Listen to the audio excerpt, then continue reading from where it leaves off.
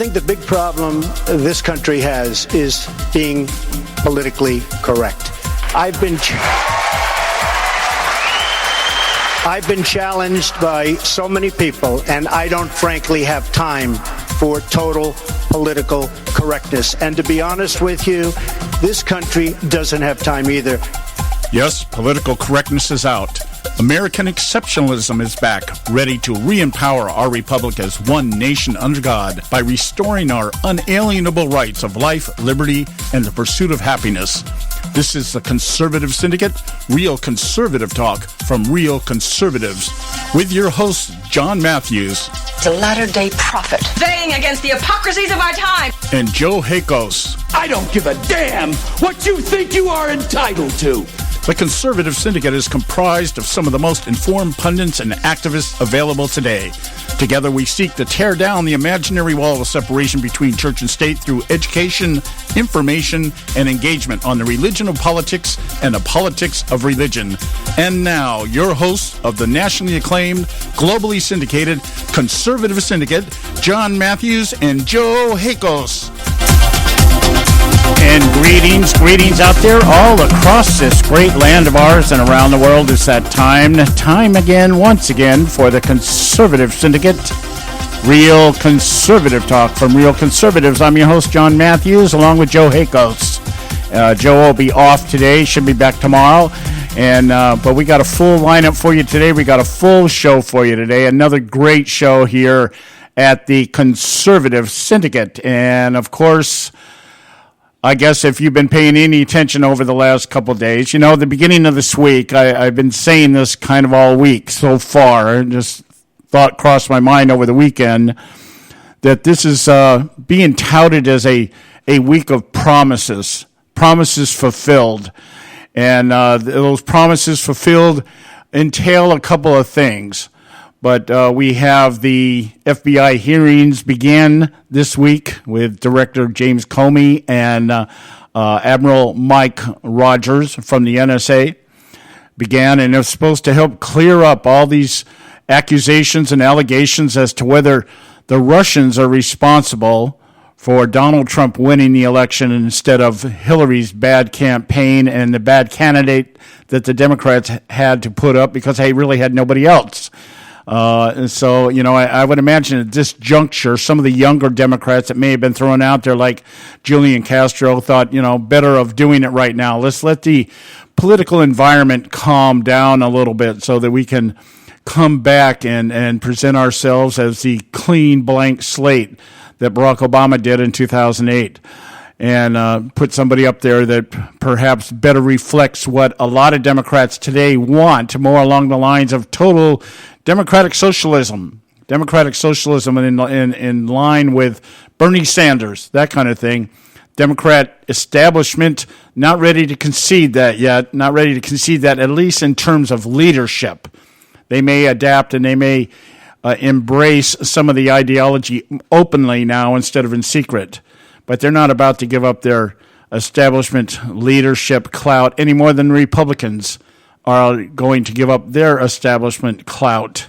So much so that I keep contending and will continue to contend. The Russians are not against, or the Republicans are not against losing majorities in the Senate and the House of Representatives. They're not against losing the White House. As long as individually those who are the stalwarts and the pillars of the establishment remain intact. Specifically, people like Paul Ryan and Mitch McConnell, Lindsey Graham, John McCain, Lamar Alexander, and the list goes on. So, having said that, the hearings start out this week. I'm going to spend some time today talking about my favorite target during these hearings, and that is co-chairman of the Judiciary Committee, Adam Schiff, representative from out here in California, who is, I know, is vying to take over Nancy Pelosi if this woman ever does go away. If she overdoses on Botox one day or just decides, I'm just getting too old for this, whatever. I think Pelosi will be one of those people you got to carry out in a box. But, the point being is this guy is vying to become the next in line. You can just tell by the way he presents himself. He is the co-chair on the Judiciary Committee that is began grilling James Comey, FBI Director James Comey yesterday, and Admiral Mike Rogers, who heads up the NSA right now. And his opening remarks are worth taking time to listen to, because this is not only the narrative. What Adam Schiff did yesterday at the beginning of the hearing with James Comey and Mike Rogers is he presented in full context the narrative that the left wants the American public to believe and buy into. And while some of what he said might have some substance of truth, we still don't know, because nothing has been, revealed. Nothing. There's been no real evidence. There's only talk of evidence.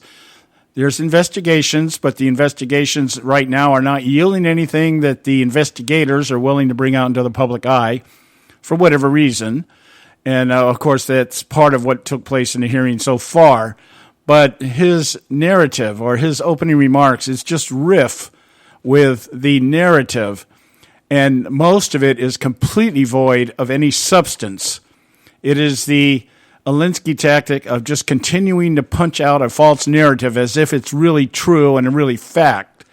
And sooner or later, people buy into it. In fact, you will hear during the hearings, if you watch the hearings at all, you will hear even people on the Republican side use phrases and terms and insinuations that a lot of what the intelligence community has assessed to have occurred actually has occurred. Assessment meaning they've made a decision as to what this all means, or they've come to a consensus as to what it implies.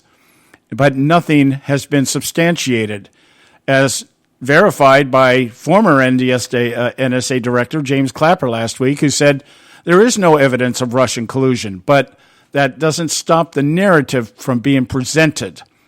And Adam Schiff began the hearings yesterday with that narrative, and I want to go into detail with that because it's just riff, like I said, with false innuendo, false facts, false statements. Let's say statements of falseness, false statements that have no substance or evidence to back them up.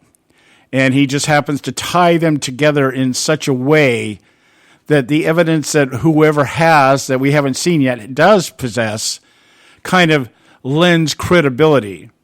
And then there was the exchange between Trey Gowdy and James Comey, which we played for you yesterday, in which Trey Gowdy asks James Comey, pretty much what he's saying is, you've got anonymous sources out there, or alleged anonymous sources out there, stating things to the media.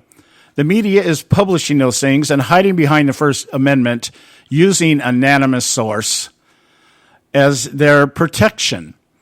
At what point in time does an anonymous source become a viable witness that everybody is going to know who he is, or she is, or they are? And if this ends up coming to some type of criminal indictment or a court hearing of some kind, are you going to be able to produce those witnesses? Because most of these people are claiming that they don't want to be exposed for fear of retribution in their positions, whatever those positions may be. And so Gowdy was driving home the point, is what the media have been putting out there actually against the law? And for the most part, James Comey conceded that if this is indeed classified information that's been released, and we're not going to say it's classified or not because that would divulge what we're doing in our investigation. They went around in circles and circles and circles, and they'll probably continue to travel these circles. But the point being is that, yes, if they divulge classified information, then it is criminal. And so, but if it's criminal, then you have to have a witness. That's what Gowdy kept reiterating to him. So the idea that you're using anonymous sources to start your investigation, there's no validity there. So that tells us that you have sources, but you can't tell us who those sources are, and the media won't divulge them for fear of losing their First Amendment rights. And so this endless cycle of just being able to throw whatever you want to out there and let the public digest it in that manner is in and of itself a criminal offense and very adversarial to the well-being of our national security and the American people. Viable argument. So those two things I want to spend some time talking about today. We'll have Audrey Russo with us coming up here right after our break, which we're getting ready to take. And then next hour, we'll have Don Dix. And I'm going to throw this out there to each one of them. So y'all stay with us right here. We got to go to our commercials. We'll be back with Audrey Russo. Stay with us right here at the Conservative Syndicate. Don't go away. We're not arguing. We're explaining why we're right. The Conservative Syndicate. Real conservative talk from real conservatives. When our water heater broke down last month, it was a nightmare. It took 5 hours for the plumber to show up, and he charged us a couple of $100 just to come out. Then it cost another $1,800 to put in the new water heater. By the time it was all said and done, I felt like I'd been taken. But what else could I do? The smartest thing you can do is get a home warranty from American Residential Warranty. Their home warranties pay to repair or replace all your major appliances when they break, and they will break, and at the worst possible time. Call American Residential Warranty right now for free information on home warranties starting at just pennies a day. Don't wait for your refrigerator to stop running or your ceiling fans to stop turning. Call American Residential Warranty right now. Ask how you can save up to 50% on washer and dryer coverage. Just call 1-800-790-5960. That's 1-800-790-5960. Again, 1-800-790-5960. Call now.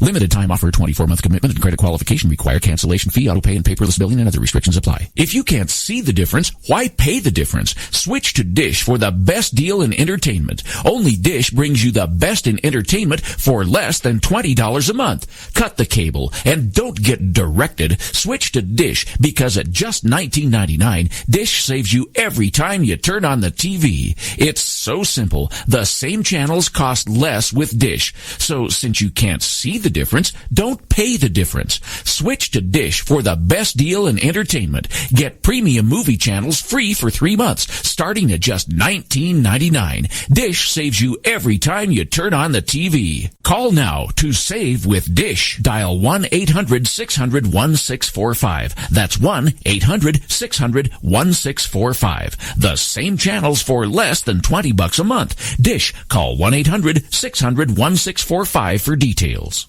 Hey folks, if you're like me, you don't place a whole lot of trust in today's media for the real truth and facts regarding the volatile world of finance and politics. When I want the real scoop on money, I go to the most trusted source I know, my good friend and colleague, Bob Cardoso. Bob is a noted expert with a PhD in international finance who airs his nationally known, globally syndicated show, Robert Cardoso Live Daily, Monday through Friday, 3 to 5 p.m. Pacific Time. With Bob, you get the right information at the right time from someone who knows his business and can help you make the right decisions concerning yours. Again, Bob airs daily, Monday through Friday, 3 to 5 p.m. Pacific Time. Visit his website at robertcardosolive.com for information regarding stations and topics. That's robertcardosolive.com. Check Bob out. You'll be glad you did. Attention taxpayers. If you've received a notice from the IRS or state, do not ignore it. It's also a big mistake to try and handle your tax problem on your own. If you owe back taxes, it's a fact that the government has the power to take everything you own, including your home, business, wages, savings, and your freedom. But here's the good news. There's a special toll-free tax hotline set up especially for you. This tax hotline will tell you about new programs that are geared to help you dramatically settle, reduce, or eliminate what you owe. But you have to call now. Take down this number or put it in your cell phone. But call 866-761-0959. 1-866-761-0959. When you call, you get free information on how you can reduce or eliminate back taxes, including penalties and interest. You can also be helped if you have unfiled returns, a tax lien, wage garnishment, bank levy, or if you have been entered into a payment plan but can't make the payments. Don't make the big mistake in thinking you can ignore or handle your tax problem on your own. You can stop the collection process immediately. Call this special tax hotline today for free info at 1-866-761-0959. That's 1-866-761-0959. 1-866-761-0959. Now back to the Conservative Syndicate, real conservative talk from real conservatives.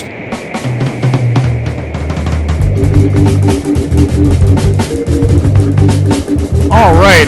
Hey, we're back, and this is the Conservative Syndicate, real conservative talk from real conservatives. I'm your host, John Matthews, along with Joe Hakos. Joe's off today, but we've got with us something even better. We've got Audrey Russo from Real Talk Radio. How are you doing out there today, Audrey? Hey, pretty good. Spring is here, we think. I think. Well, yeah. How deep was the snow out there last week? Between 6 and 8 inches, but that wasn't the problem. It was covered then with ice, so it turned into giant ice mountains. Yeah, still I melting. remember ice well. Here. Yeah. I lived in Pennsylvania for a number of years, a couple of years, maybe 2.5, 3 years, when I was stationed in Willow Grove, Pennsylvania, and almost lost my life to ice. I didn't know there was such a thing as black ice, being from California, and drove a little Corvair across the road, hit black ice, spun out, hit a Cadillac coming head on, and it was almost it for me. So, I'm like, no, I don't need to live here in the East Coast. All right. Well, I'm sure you have your own problems out there. So, I'll take an earthquake any day of the week. An earthquake over ice any day of the week. I don't know. Yeah, but I would take. You have a few more liberals, I think. Maybe not too many more, but enough, I guess. It's a weird environment out here right now. I was at a meeting on Sunday night, with a couple of young students out here at Orange Coast College, and it was what was really eerie about it was these students' name was Caleb and Joshua, and they were being Caleb was suspended for 2 semesters for videotaping one of his professors in a sexual awareness class going off on Donald Trump, calling him a white supremacist, and that the 2016 election was an act of terrorism against America. And he posted it on YouTube, I guess, and it went viral. And he was suspended from the school for 2 semesters, which brought in Mr. Joshua, who represents the Orange Coast College Republican Club. And they got together and they got some attorneys and they had the suspension rescinded, and they're now in the process of trying to decide whether to sue the school for violating his safe space. Oh, that's so funny. They're using it against them. I love it. Yeah, so it was. But the interesting thing that I got out of this kid, I talked to him after the meeting, and he's going to come on the show. We got to set up a date for him to come on. And I asked him, I said, my big question is, how effective is what you guys doing as far as conservatism on college campuses? How's it working out? What are you doing? He said, well, it's interesting. He said, because this professor has had about 2/3 of her enrollment has dropped. They've dropped the classes. And so she's down to a minimum number of students now, I guess just enough to keep her employed. And he said, on the other hand, our Republican club has tripled in size. So they had about 30 members. They're up at about over 100. Wow. And so I said, well, that's great. He goes, yeah, but it gets even better because now we have other Republican students from other college campuses contacting us, and they want to organize. And so we are looking at, some really Orange Coast College is probably in the middle tier when it comes to liberalism in terms of teaching it. They're like below Berkeley, but above, let's say, above Pepperdine, that kind of thing. UCI, University of California, Irvine is another real liberal stalwart. That's where that Milo Kianopoulos or whatever his name is, that's where he hangs out. And then we have Berkeley, which is at the top of the food chain. So it's and Long Beach State, which is right down the road from us here, is very liberal, very liberal. And so these people are contacting him. He said what he found was a lot of kids were coming up to him saying, hey, look, and we're really glad you did this because we've been wanting to say something, but for fear of retribution, we haven't done anything. But you took it on, and because of you, we no longer fear these people. So there is hope. There is hope out here. I don't know how long the candle will burn, but we'll see. We'll see what happens. Yeah, anyway, I would highly recommend that they sue them, and I'll explain why. It's not a matter of money, but unfortunately, when these people don't behave themselves when it comes to our constitutional rights, then we have to spank them in the wallet, and that's the best way to do this. Yeah, well, it was interesting the position that this young gentleman was taking when he went before the school board. He said, they wanted a letter of an apology and everything else. He says, I'm not giving you any of that. He said, I pay you for an education. I am going into debt to receive an education, and I'm not receiving an education because of what this professor represents and your unwillingness to address the situation. And wow. So what he's saying basically is that one of the aspects that we're looking at in terms of the lawsuit is, hey, we're paying money for an education that we're not getting. And a very interesting, avenue to go down and hitting them in the wallet that way, saying, the fact that there are kids dropping out of this professor's classes. He said she's down. He said she's down to about 400 students. I'm like, well, geez, how many did she have to start with? But that's over the various courses, I guess, that she teaches.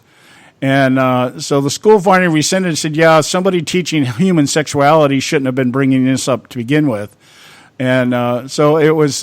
It's been interesting. I'm going to start watching it now. Like I said, we're going to have the guy on next week. I want to him and Joshua. Joshua was very articulate. This guy should be an attorney. I mean, he just 19 years old and he's already got it figured out. It was an amazing evening listening to these two. Anyways, going from intelligence to foolishness. Let's talk about the FBI hearing yesterday.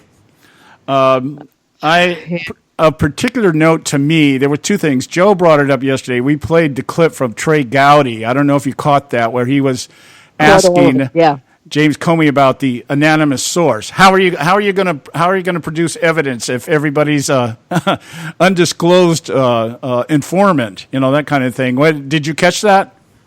Yeah, absolutely. Look, this whole thing is a major distraction from other. First of all, it's a huge waste of taxpayer money, and I'll say why. Because they already know that they could not tamper with voting machines, okay? If the vote wasn't tampered. Now, if you want to go into investigations, if you want to prove that this is not some political ploy to distract the country, to foil any work that our president is trying to do, if you're trying to be sure that he doesn't drain the swamp, that you want to prove that that's not what you're doing, then you have to start an investigation on Podesta, then you have to start an investigation on the Clintons. You want to talk about Russia and these people? My gosh. This is a joke compared to that. So if the FBI director wants to ensure the American people trust them, then why doesn't he start an investigation on them? And I'd like to know, when are you starting that investigation? We pay you. We want answers. Well, I thought it was really interesting because several of the lines of questioning at Comey and Rogers was along this line. It was like, well, look, you're telling us that you need some type of information to justify opening an investigation. And they would, yes, that's right. But you're telling us that there is no information. That's, the space that I'm surmising, I'm paraphrasing, but that's what they're saying is, you're telling, James Clapper tells us there's no evidence of collusion. But you're telling us that you have evidence to open an investigation into collusion.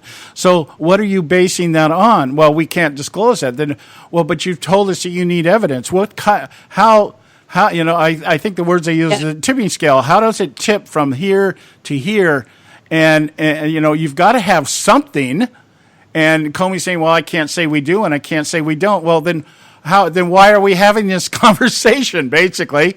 If you're telling us that you can't, one side of your intelligence community is saying we have no evidence, and you're telling us that you need evidence to open an investigation, but you don't want to disclose what that evidence is. You followed it up with Gowdy, who's saying what?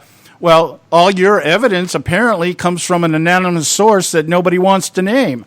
So how are you going to present this evidence in court? Yeah, exactly. You're going to bring anonymous in to present the evidence? No, of course, because they're anonymous. The thing is a joke, and I'll tell you why. Here's the other thing that I found extremely insulting. When Comey was asked, do you now have an investigation? Have you begun an investigation into the department to see where these leaks are coming from? Well, we can't tell you that. Well, you freaking better tell us that. Yeah. That we have a right to know. All of those people are being paid by tax dollars. You tell me yes or no. Did you start an investigation? What do you mean? We can't reveal that. Yes, you can, and you better. Well, I think there was some, I don't remember the name because there was like 5 or 6 people that threw questions out there yesterday, but I do remember one of them. I think it might have been Representative Sowell, who said, well, oh then my gosh, that woman's a moron. Yeah. Yeah, then it had to be a man. It had to be a man. Anyways, like, you need to talk to whoever you need to talk to find out what we want to know. You need to get authorization and permission because we want to know. and if you're telling us the Democrats all were reading constantly. They couldn't face, like, you look at Trey Gowdy. You ever see him reading his questions and everything to him? No. Look down for information once in a while, but he's asking him directly because he has a clue. But what you had the Democrats were doing is they knew the stuff that they were putting out there were lies. They were one of them was reading an article from the New York Times as if it was a dossier filled with it was all lies and more lies, and they knew that, but they were putting it out there so that people could hear it, and they just want the implication that there's something that could possibly be wrong. This way, the more protracted this is, the longer it leaves a veil of illegitimacy over Trump. That's what they're trying to do. Yeah, not drain the swamp. They don't want to drain the swamp because a lot of them would go. Yeah, well, because many of them they're sitting in that room yesterday are in the swamp.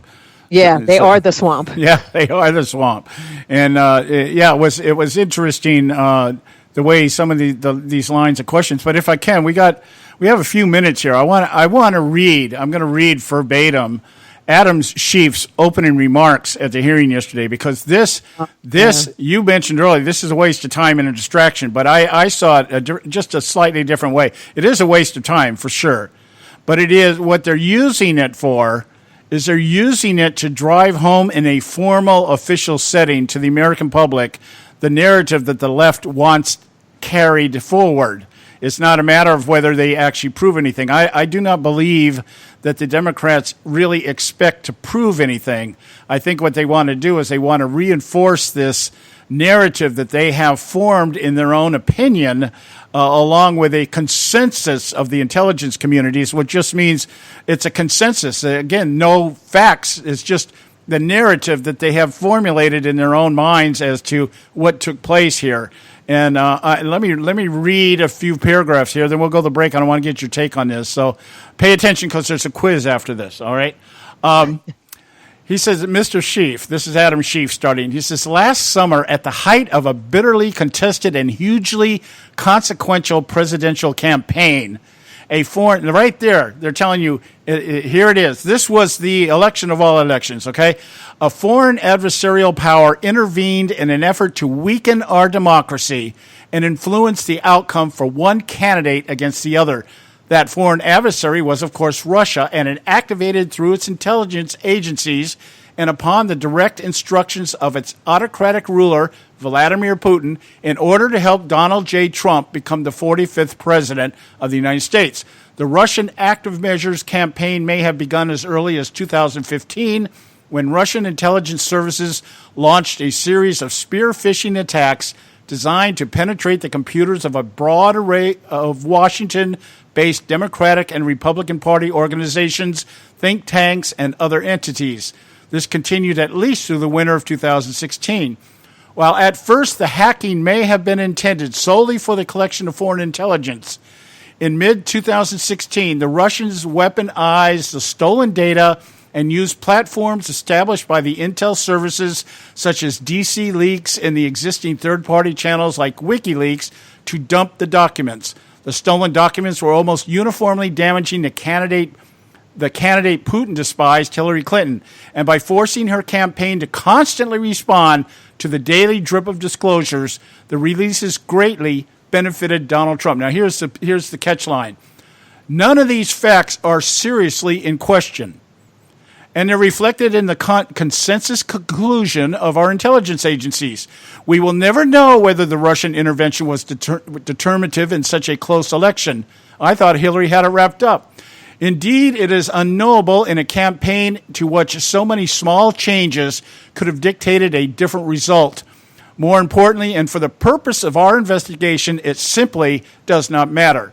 And I agree with that because all that matters is narrative. That's what's going on. So I'll give you a moment to digest that. We go to a commercial. We've got Audrey Russo with us. Stay with us right here at the Conservative Syndicate. Don't go away.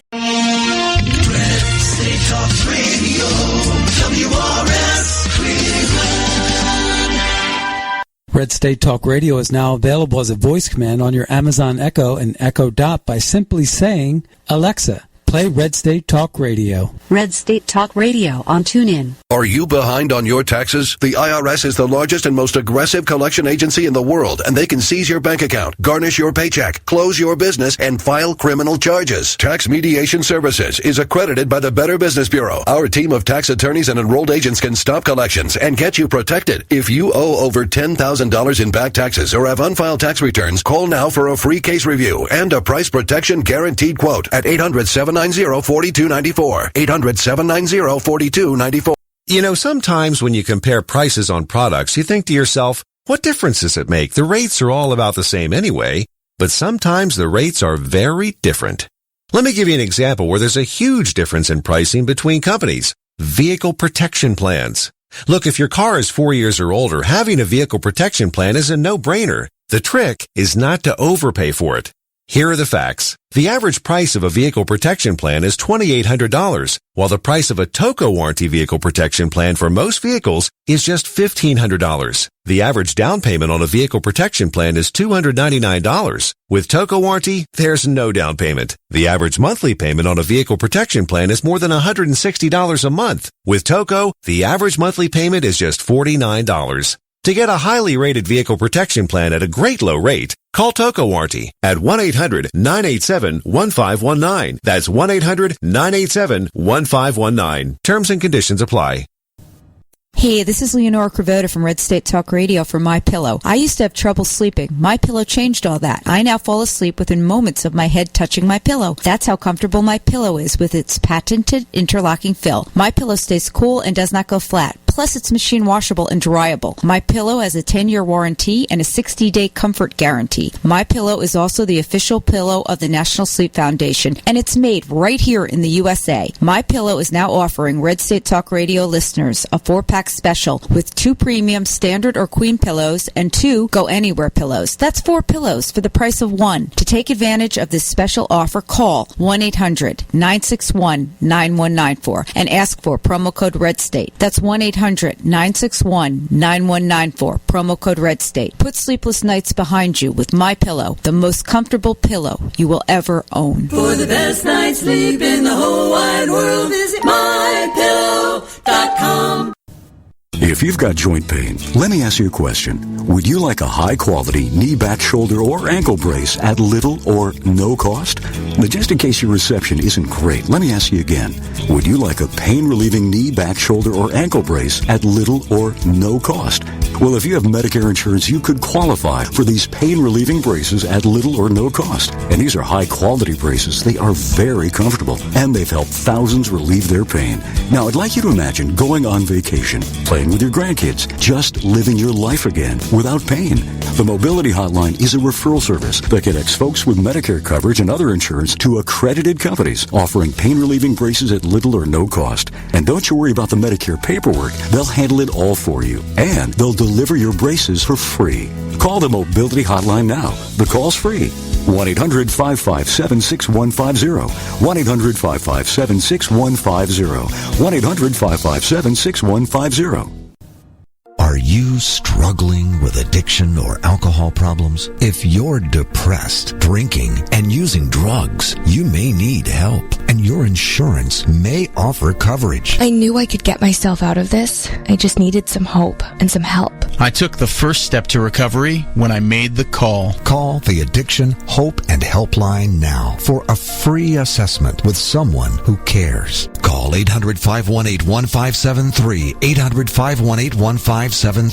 I feel like I'm losing control. I'm afraid I'll lose my job or even my family. Call now for hope and help with proven, gentle recovery programs. I never thought that I could be somebody who didn't drink and use drugs. I'm in recovery, getting the help I need. Call the Addiction, Hope, and Helpline now for a free assessment with someone who cares. Call 800-518-1573, 800-518-1573. Red State Talk Radio. Real radio for real Americans. Now back to the Conservative Syndicate, real conservative talk from real conservatives.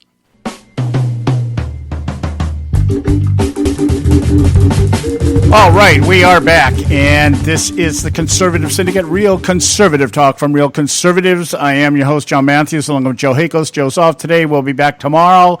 We've got Audrey Russo with us doing her weekly segment from Real Talk Radio out there in the great land of New York, and I say that under biting my tongue at the time. I have a hard time making fun of liberal states since I live in perhaps one of the most liberal states in the union. It's just, but it just sometimes it just makes me feel better to know that I'm among company. Yeah, I get you. Really, I'm telling you. Excuse me. So anyway, before the break here, I read you a little clip of a little segment, a little portion of Adam Schiff's opening remarks yesterday at the hearing with James Comey and Admiral Mike Rogers, and it's 3 paragraphs on paper, and I'd say if I look at the words of this, it's about the size of a commercial, so it's about 250 words maybe, and it was a commercial of lies. Yes, it was. And as I went through and highlighted, what I saw was the innuendo, allegations, accusations, absent any substance at all. Oh, that whole comment of direct evidence. Yeah. Of deception. What does that mean? Direct evidence of deception. Show me. What are you talking about? What does that mean? Well, okay, go ahead. No, I'm asking, what does that mean? Excuse me. Direct evidence. Yeah, that's the thing. The direct evidence. Okay, when we list the evidence, and this came out in other lines of questioning during the hearing. The evidence that is being put before this committee to decide on is that, as it stands right now, is stories leaked to the newspapers. Okay, New York Times, Washington Post, some of the other ones out there. A lot of it is based if I got further into this narrative, Adam Schiff references the source of some of this information coming from a gentleman named Mr. Steele. All right, now you'll remember Mr. Steele. Those of you who have listened to this show, we've talked about Mr. Steele. Mr. Steele is an ex-MI6 agent over from England. Well, that's already been debunked, hasn't it? I'm sorry? That's already been debunked. I mean, what were they bringing up that for? Well, because it gets good. This is rich because you'll remember. Let's revisit the past. Let's go down memory lane here for a minute. When you'll remember that right around just before Barack Obama came out on December 16th, had his big press conference before he went on vacation, telling the American people, well, I'm on vacation. These guys are going to put together a report. And what happened was just before that, maybe a week before that, we had these reports. You'll remember Jake Tapper came out and reported it first, that there had been a dossier that had been turned over to the FBI regarding Donald Trump. Now, this dossier originally was contracted by a Republican operative. We know that. Okay, so somebody on the Republican side, I think the first name that surfaces in my mind would be John McCain, because John McCain is the one that gave the dossier to James Comey at the FBI. And you'll remember this was in the middle of last year, okay? Now, so what happened was this dossier was handed over to the FBI. The FBI determined that all the information in it was non-verifiable. Most of it was speculation and third-party conversations that this former MI6 agent had with people within the Russian regime that he had contacts with. And it was all speculation. You remember some of the weird stuff, that Donald Trump was having orgies in Trump Tower and stuff like this. So all this stuff was pretty much thrown to the side by everybody because nobody could verify it. Here we come up a week before Obama's press conference, and Jake Tapper trots this thing out again. And he says, now, none of it's been verified. But the report is there.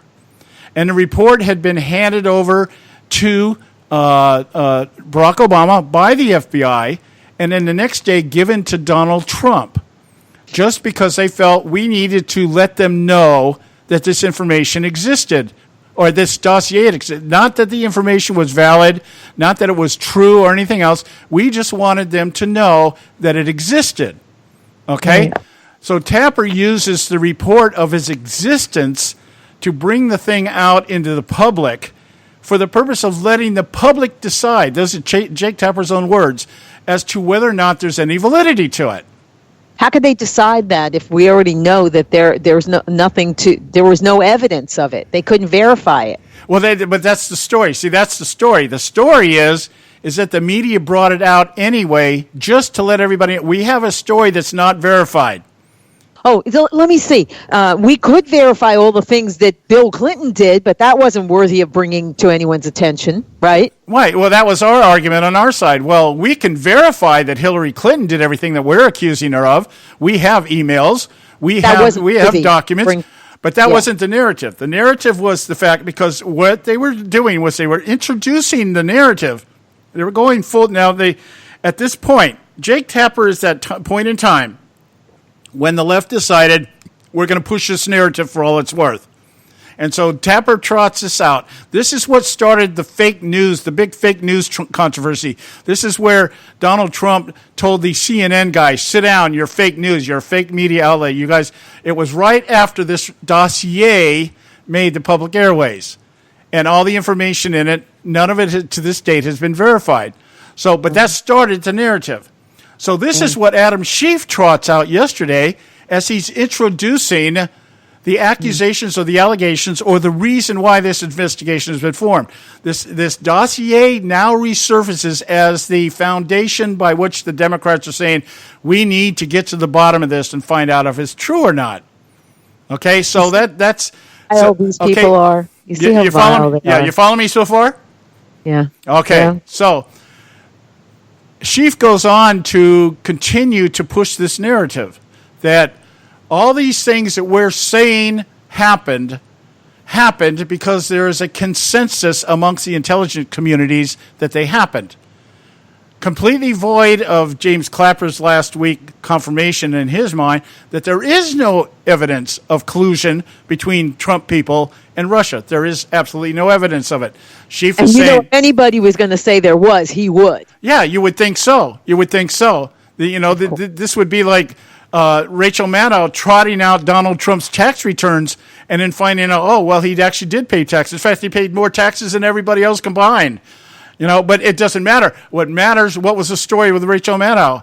We were able to get the tax return. That was the story. It wasn't the content of the tax returns. It was that we, the media, were able to circumvent the system and use the First Amendment as a constitutional terrorist and obtain illegally information. And because we have it and nobody knows how we came about getting it, we can publish it without any retribution. This is how perverted this is getting in terms of using the First Amendment to hide behind everything.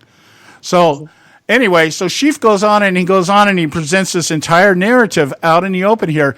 We're basing our information on the content of a dossier that everybody else says is irrelevant, but we're going to do it anyways because we need to find out if the dossier is relevant or not. That's how Schiff is justifying this. Yeah. Now let's just fast forward then to Barack Obama's press conference in December 16th of 2016. He too references the dossier, but he doesn't reference it directly. He does it offhanded. The consensus is we have information that the Russians hacked. We have information that there were people in the Trump campaign that were talking to Russian representatives and this, that, and the other, and that's why I've ordered a report. Whereas just the day that the dossier came out, Joe Biden was asked about it, and Joe Biden told the media, well, yeah, the president knows about this, and he asked what this was even doing here because there was no relevance to it. But yet somebody decided, and I would imagine someone like Ben Rhodes or somebody like that probably said, hey, look, we can use this. And it doesn't matter if it's fake or not. We can punch the narrative out there that there is some kind of... These people are of any integrity whatsoever. It's like kryptonite to them. Yeah, I don't even know. I doubt these people could tell you any more what integrity means than telling you the difference between the Constitution and Declaration of Independence. Because they don't even know that. You know, it's mind blowing. So this is the narrative. The point being, that's getting back to what you were saying earlier. This thing is a joke. It is a joke, but it's for the purpose of doing what? Pushing the narrative. Now, why would they want to push the narrative? They're not going to get anything out of it in terms of taking down Donald Trump. They're really not. Well, I say two things. The first thing is they don't want him to drain the swamp. That's one, because they're part of the swamp. There are some in there that are never Trumpers, and they're part of the swamp. They don't want that. And I got to say, just as a side note, replace Comey. I don't care if he's got a 10-year appointment, but time to replace him. That guy is a piece of garbage as far as I'm concerned. Maybe at one time he was a man of integrity, but he's not any longer. Yeah, I think that happens with a lot of people that get in government. They go in as people of integrity, and they come out the slime buckets, yeah. So we have that's one reason that they don't want him to drain the swamp. The other is that they want to keep this veil of illegitimacy, this question that he's not really legitimate, even though they know he is. They want to keep that and see how long they could stretch it out so that maybe they can taint him enough so that he won't get reelected. But I'm sorry, that's not going to work. Yeah, I agree. I agree. Just themselves now. See, because now there's questions about Obama. They're hoping to taint Trump with this Russia garbage, and now questions are coming up about him that Obama had gotten information from English, from English intelligence to wiretap. So all this stuff is starting to come out. As a matter of fact, I know you probably heard about Judge Napolitano kind of got canned. He got pulled indefinitely from Fox because he said that that Fox knew that there was that agents in the British intelligence helped Obama tap, and they probably were those that were against Brexit, that they helped him to spy on Trump. That's why our intelligence community didn't know anything about it. So all that, I don't know if you heard that, but yeah, he got pulled. Well, you know who the British intelligence agents are talking about? I know? No, I don't. It's this Christopher Steele. Well, it could very well be him. I have no idea. All I know is what he said, and he said that Fox knew that, and Fox says we know no such thing, and they pulled him from the air. So I have a feeling they do know. Yeah. And I have a feeling that's how he got around. Because remember, the first time he put Trump in that when he was trying to wiretap, the first application he made, he mentioned Trump, so they said no. The second time, he didn't mention Trump, and so they had surveillance on people that were connected to and they found nothing, by the way. But I think that he went around, he goes around the Constitution. So why not go around anything else that is protected by law? He went around and he went that way. Yeah. So there's no surprise here. Yeah, I know. I heard it was interesting because I had heard Napolitano come out with his theory as to what happened here. And actually, we thought about it last week. Joe and I we were on the air and we were just talking, and I randomly said, why is everybody just locked into this idea that Obama would have ordered wiretapping through intelligence agencies? This guy comes from the Chicago machine. I mean, he could have ordered somebody in private sector to do this.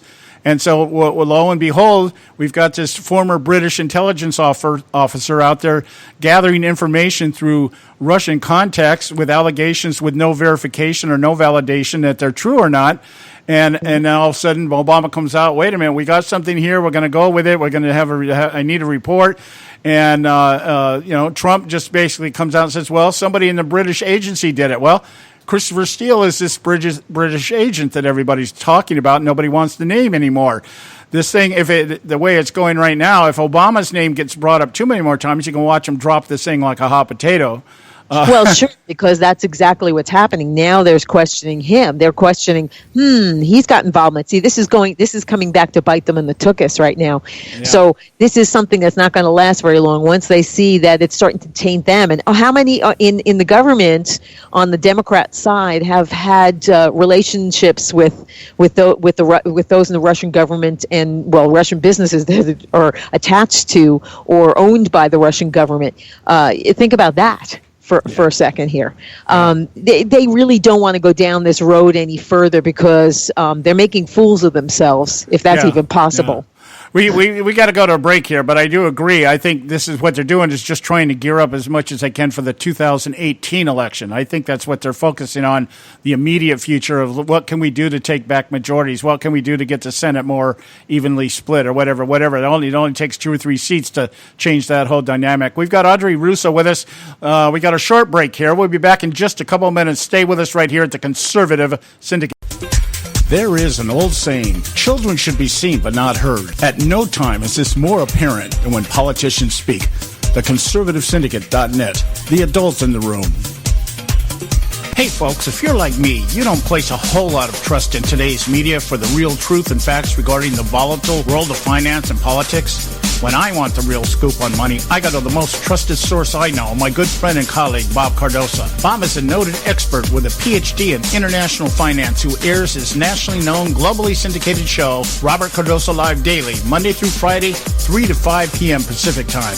With Bob, you get the right information at the right time from someone who knows his business and can help you make the right decisions concerning yours. Again, Bob airs daily, Monday through Friday, 3 to 5 p.m. Pacific Time. Visit his website at robertcardosolive.com for information regarding stations and topics. That's robertcardosolive.com. Check Bob out. You'll be glad you did.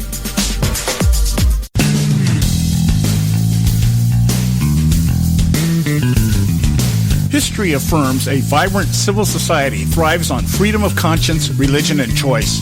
Any society absent these qualities stifles individual responsibility and accountability, thus enslaving its people by denying them their potential for goodness, creativity, and altruism. To that extent, oppression, coercion, and totalitarianism are multiplied exponentially. To counter such outcomes, the American Freedom Alliance was formed. The AFA is a nonpartisan, non-aligned movement which promotes, defends, and upholds Western values and ideals. The Alliance strives to build an international coalition of citizens of the West who together promote and protect moral values, democracy, and freedom. To find out more and become part of this valuable asset in the preservation of freedom and all its rewards, contact us at AmericanFreedomAlliance.org. That's AmericanFreedomAlliance.org. Let freedom ring. Now back to the Conservative Syndicate, real conservative talk from real conservatives. All right, hey, we're back. We're back at the Conservative Syndicate, and I am your host, John Matthews, along with Joe Hakos, who will be back tomorrow with us. We've got Audrey Russo from Real Talk Radio with us today, and we're coming up, we've only got about 4 or 5 minutes left with you today, Audrey. But so let me give you the con. What's on your plate right now? You mean my guests, or no? We'll get to that in a minute. What's pumping blood through your veins right now in terms of what's going on out there? All of it. I'd have to say the Ryan Care bill, or Obamacare 2.0. I think that Ryan is a bum. I think that Wisconsin better think about replacing him in less than 2 years. Because this guy is lying to the president about how good this bill is, because the conservatives are dead set against it. It's not going to get through. It's not going to make it through, I'm telling you. And so they're going to have to start all over again, but it's almost as if they're trying to taint the president by showing that there's a bill that he's promoting and that's not going to go through with the Republican control. I blame Ryan for that. Listen to Rand Paul, listen to Tom Cotton. Numerous. There's 35 senators that are going to vote no on that. So it's dead. So they might as well start redoing it now. But he's doing this on purpose, Ryan. We remember he was never Trumper. He never really got on board. Yeah. One thing that interests me, and my big question is, Tom Price back in 2012 had a bill. And here he is, the Health and Human Services Secretary, and he already had a bill. He had a bill back in 2012 that was already, it was supposed to be the blueprint for what the Republicans were offering here. And it was a repeal bill. And so I'm just thinking, I agree. I think Paul Ryan, and there are others out there who are saying the same thing right now. Paul Ryan is setting Donald Trump up using this Medicaid, the state blocks, state grants, block grants to the states. This is a setup because if you think about it, if they do go down that path, these block grants are going to be handed to the state, but the federal government is still going to mandate how the plans are to be operating. And so, therefore, all you've got is you're just passing a buck, which is what the Republicans do. Pass the buck and let somebody else screw it up, and we'll just stand here and say, re-elect us so that we can fix it, and it never gets fixed. It just gets more screwed up. Yeah, exactly. This Ryan is a bum. That's all I can say. Because then I'll let my blood pressure go up, and I'm not going to do that. But the guy's a bum. This is not going to go through. Don't even push anymore. And then to lie, I know he lied to the president about this, and that's why he's out there. But I will say this: that when the president was out there, he did say, and when he was in Kentucky, where Rand Paul's state. He said that the president is willing to listen and to make changes, but Paul Ryan has basically said to the Republicans, "It's my way or the highway." So this is not good, and it's his fault. I blame him.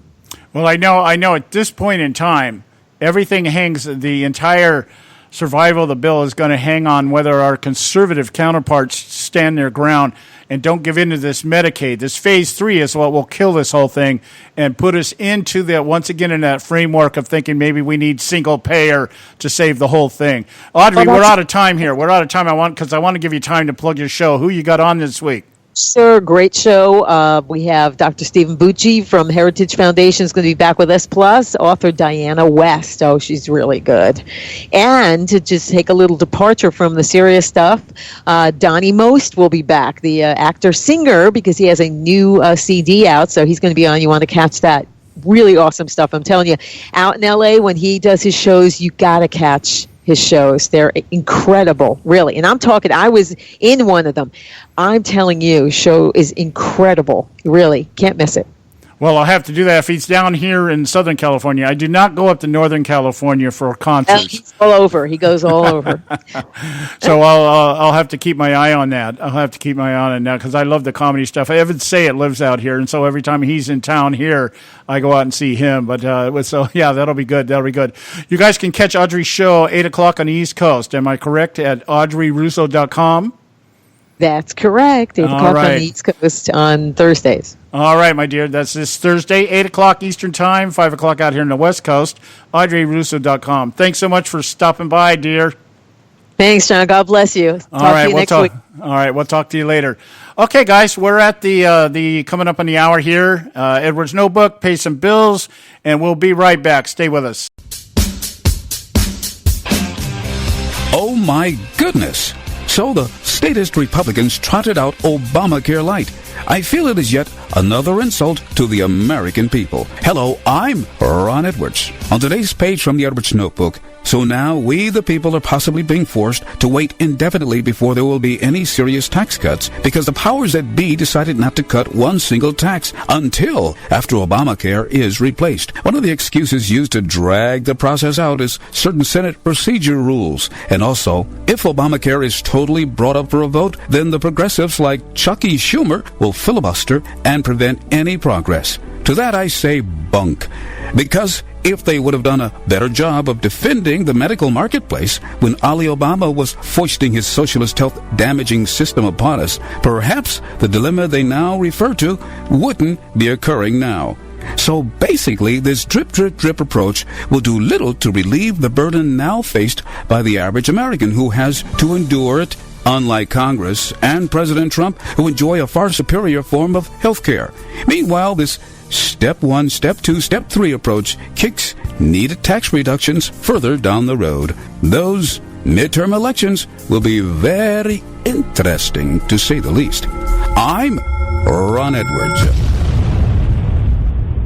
Sponsored by the Tri-County Liberty Coalition.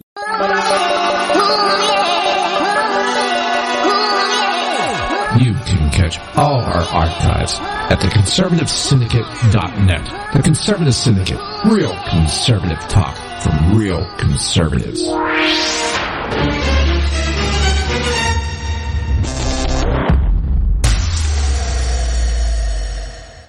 Prices are for base buildings only. May not be available in some areas.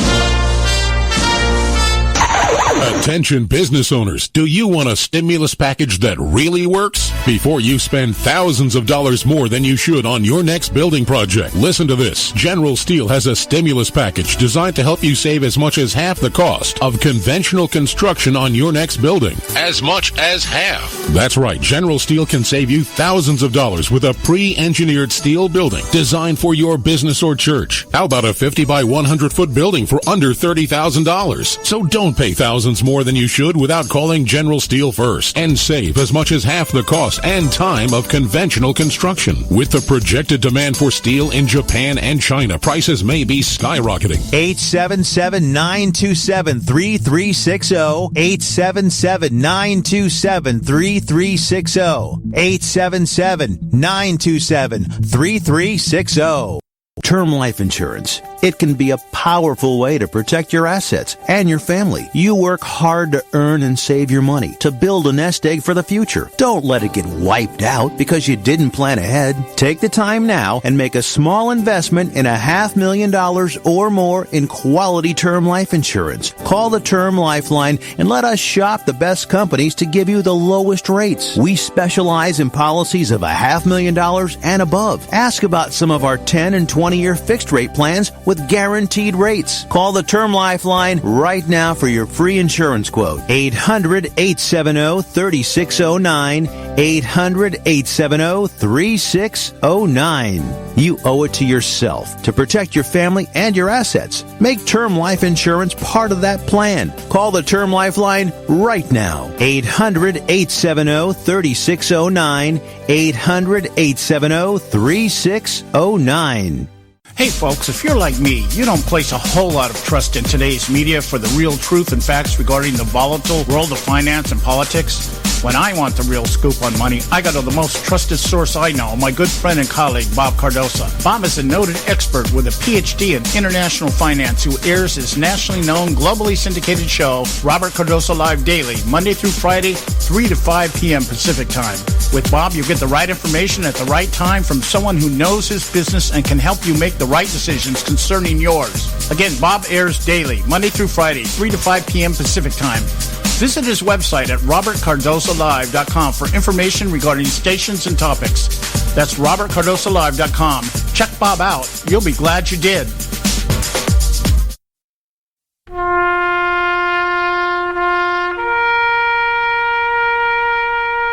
Read something recently worth thinking about. It's the soldier, not the campus organizer, who's given us freedom to demonstrate. It's the soldier, not the reporter, who's given us freedom of the press. It's the soldier, not the poet, who's given us freedom of speech. It's the soldier who serves under the flag, who defends the protesters' right to burn the flag. Isn't it time now to demonstrate that we support our troops? Were it not for the brave, there'd be no land of the free. Fred Thompson's message was brought to you by citizensunited.org.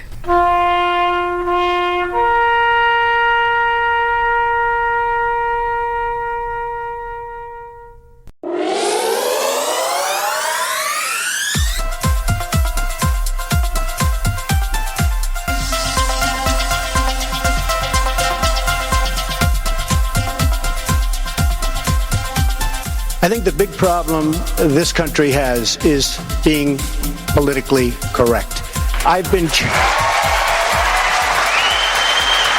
challenged by so many people, and I don't frankly have time for total political correctness. And to be honest with you, this country doesn't have time either.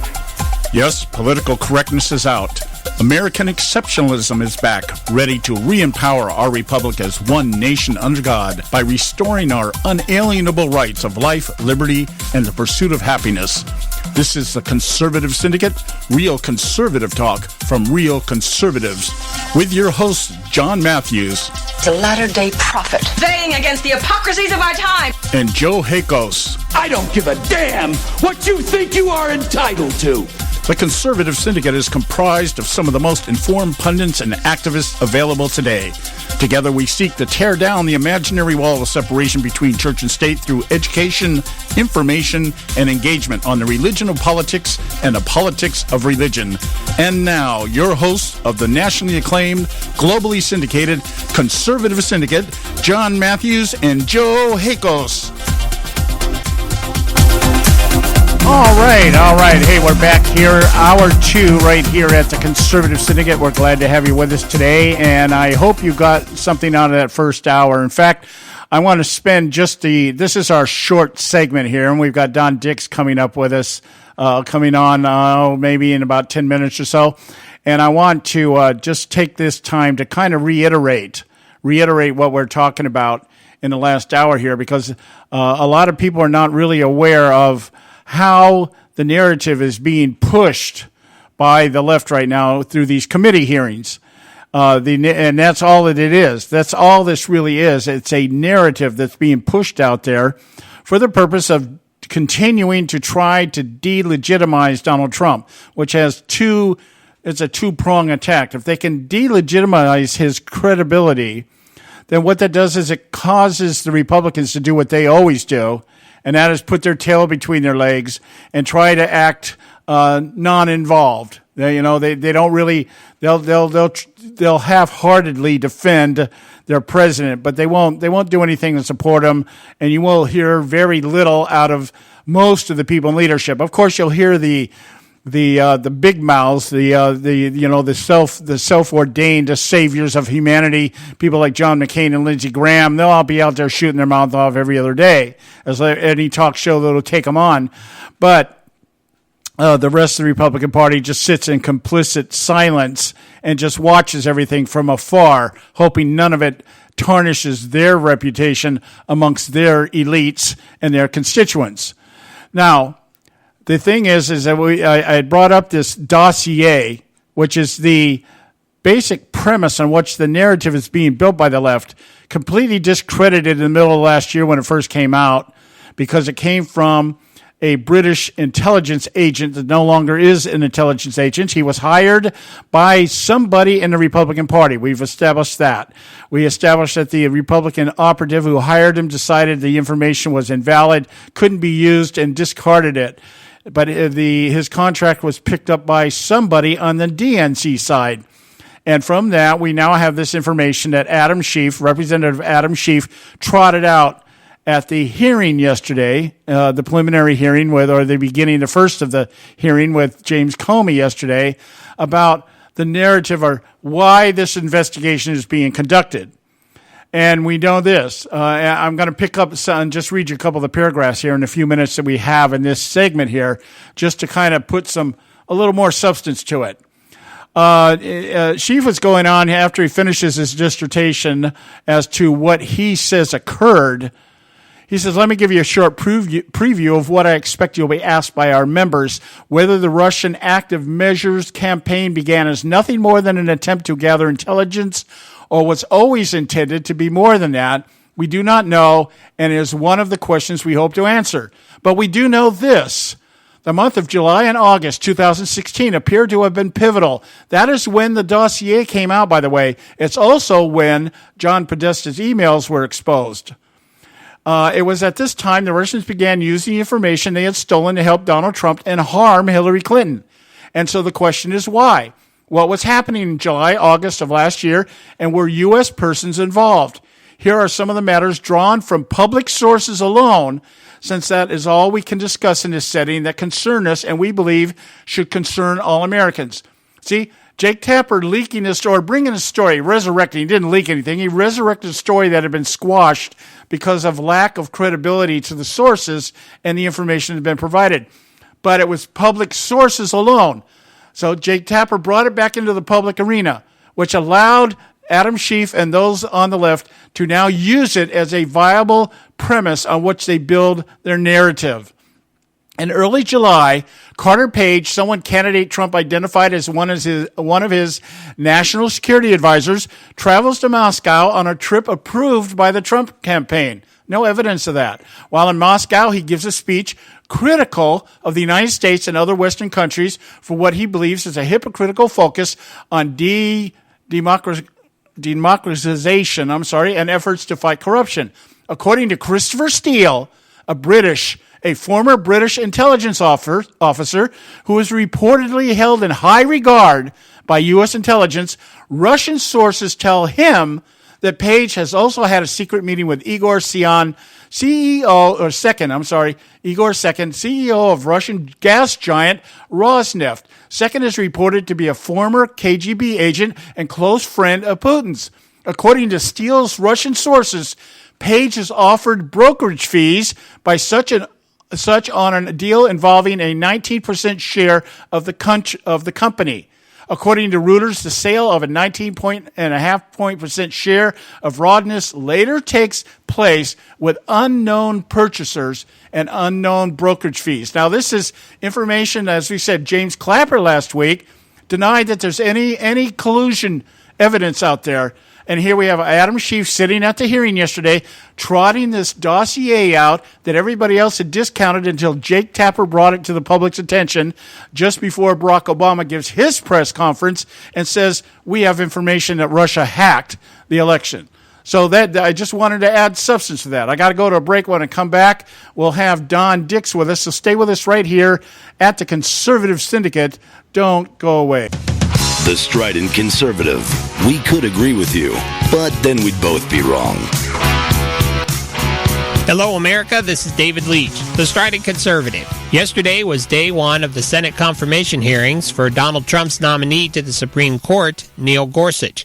And while there was the usual good cop, bad cop rhetoric displayed by Republicans and Democrats during opening statements, it was Senator Al Franken who served as Exhibit A on what's wrong with the loons on the left when it comes to the courts and the Constitution. By the way, did you know that the common loon is the state bird of Minnesota, the state where Al Franken comes from, and that Minnesota is the second most liberal state in the country? Coincidence? I don't think so. When he was still a cast member at Saturday Night Live, Al Franken often portrayed a character known as Stuart Smalley. Because I'm good enough, I'm smart enough, and doggone it, people like me. In his opening remarks, Franken donned his Stuart Smalley persona, telling Gorsuch that he may be good enough and smart enough to sit on the Supreme Court, but people probably won't like him all that much if his rulings are too similar to Antonin Scalia's. So why is Franken so concerned? Well, according to the senator, Scalia was just too darn rigid in his view of the Constitution. Quote, Justice Scalia embraced a rigid view of our Constitution, a view blind to the equal dignity of LGBT people, and hostile to women's reproductive rights, and often refused to acknowledge the lingering animus in laws and policies that perpetuate the racial divide. End quote. The abuse of the Supreme Court has turned into a form of judicial tyranny, like the type that we were warned about by Thomas Jefferson. But if we can begin selecting justices who are rigid concerning the Constitution, maybe we can begin to fix that. If you have a comment on this topic, visit StridentConservative.com.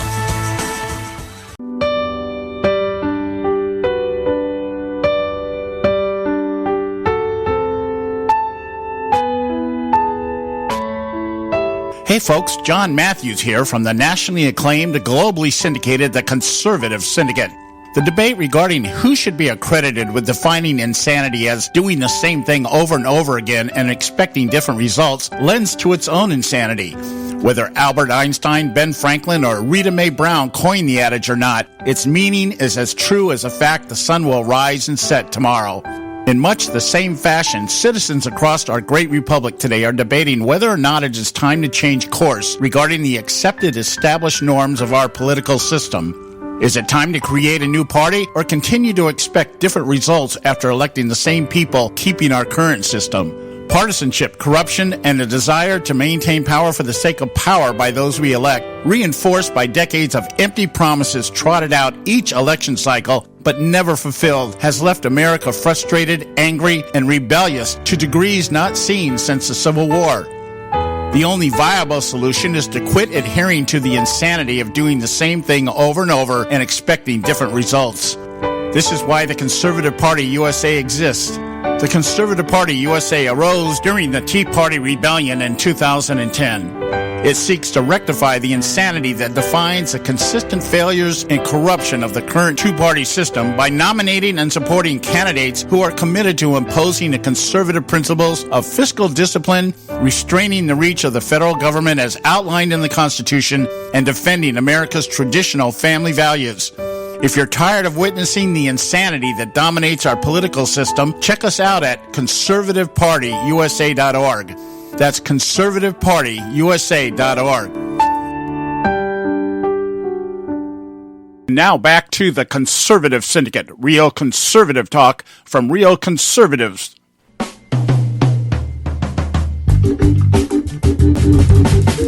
All right, hey, we're back, and this is the Conservative Syndicate, real conservative talk from real conservatives. I'm your host, John Matthews, along with Joe Hakos. Joe's off today. He'll be back tomorrow.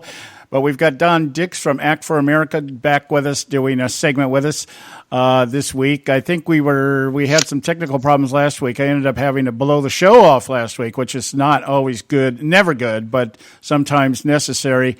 How are you doing today, Don? I'm doing fine. Oh, no Joe? No. Joe and I have been running into life lately. And we've had situations come up. It's really funny. We had our car break down on the same day last week. Both of our cars for different reasons. We've had issues with our wives and health in my case, and his. There's some other things going on. So it's like it's just been a weird week and a half here. So we've. He had to take care of some personal business today, and it just no way around it. It cut into our time here, and we're not, like I said, you and I think you're probably in the same boat we are. We don't have backup people that we can go to and say, hey, let's get Max Stein on to cover the show today. It doesn't work that way here. So it's just the way it is. Well, I call Mark whenever I'm going to take a day off, but I still have yet to get a return call from him. Yeah, I know. You know who I've tried to get a hold of, I don't know how many times, and it seems like everybody in the world's got this guy on their show but me, is Trevor Loudon. I've been trying for years to get this guy on. And every time I talk to him or every time I send him a message, he sends me a message back. Yeah, give me a call, and that's it. Oh, dear. It's weird. Hey, on a local note, I wanted to share this with you because I don't know if you're aware of this or not, but this is a local thing that happened. And I had brought it up in the first hour at the beginning of the show, but since we're local here, we're right almost across town from each other, I wanted to share it with you and get your take on this. Have you heard about what happened down at Orange Coast College with the student who taped the professor in his human sexuality class ranting about Donald Trump?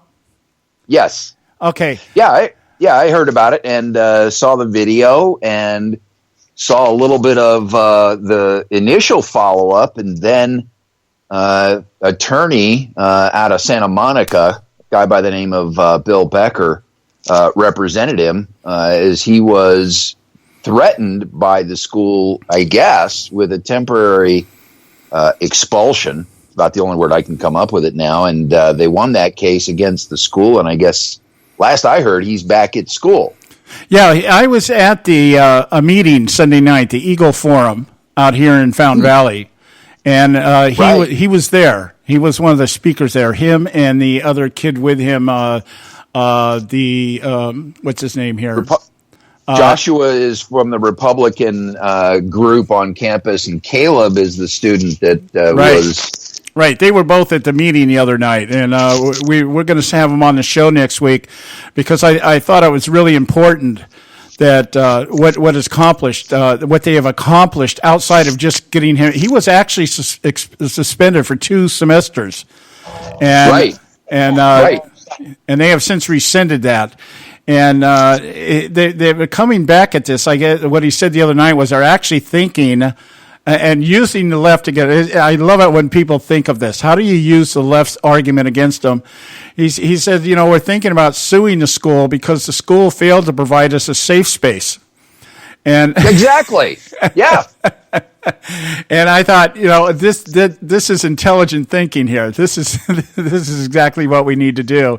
This is exactly what, and I don't know if you've read about or talked about the news out of Montgomery County, Maryland, about the 14-year-old freshman female student who last Thursday morning at 9:00 was raped by two individuals who, at least now one of them is confirmed as being an illegal alien who was actually the subject of a ICE detainer that was not honored by Montgomery County.